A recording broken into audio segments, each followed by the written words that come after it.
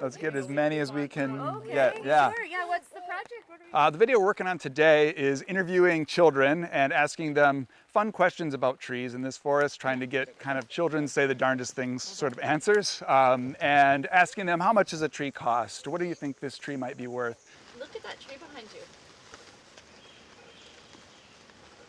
Do you like it? Yeah, it's a good one, hey? How old do you think it is?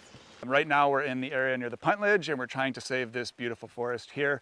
Currently the trees are not protected in the same way that the land is, and we're trying to raise funds to do that. As we've been working through this project, we've been able to acquire it in stages using large grants from the government typically, and we haven't had a need yet to really talk publicly about it.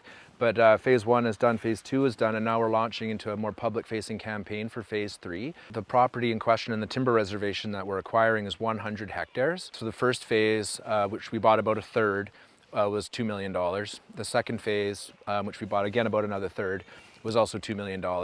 And this third has got some of the more valuable timber on it, so it'll be $2.4 million for this last remaining phase of acquisition. It's about to get logged. Well, it was, yeah, and then we stepped up and said, can we buy it from you instead of logging it? And Who is we? the Comox Valley Land Trust. Oh, yeah. Wow. Mm-hmm. Oh, that's amazing. I think it's come to a lot of people's surprise that this forest is at risk of logging because everybody thinks of it as a park and enjoys it as such.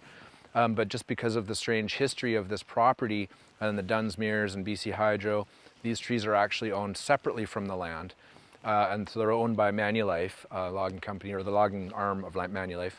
And they actually posted signs up at the trailhead a little while ago now advising people to stay away from this area because they were planning on harvesting it. And that's when there was some public outcry, and Manulife chose to reach out to the Comox Valley Land Trust to explore opportunities to find a conservation solution instead as an alternative to harvesting. We don't really know what the final video will look like yet. It kind of depends on the answers that we get from the kids. They're a little tricky to work with sometimes.